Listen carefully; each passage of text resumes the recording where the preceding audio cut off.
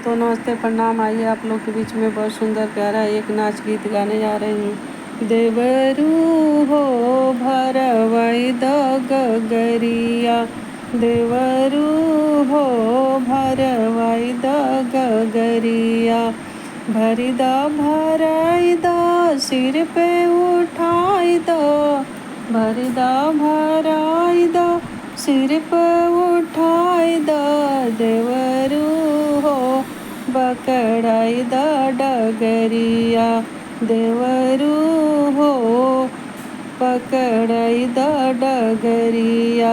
दिल्ली सहरिया में लगी बजरिया, दिल्ली सहरिया में लगी बजरिया, दिल्ली सहरिया में लागल बजरिया, लागल बजरिया हो लागल बजरिया, देवरू हो दिलवाई द चुनरिया, देवरू हो दिलवाई द चुनरिया।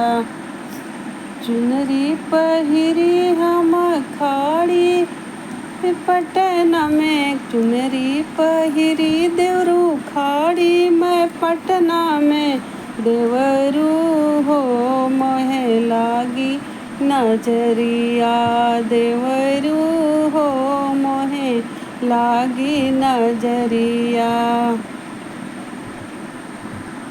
पटना सहरिया से झरवैया बोलाई द, पटना सहरिया से झरवैया बोलाई द, देवरू हो मोहे लागे नजरिया, देवरू हो मोहे लागे नजरिया।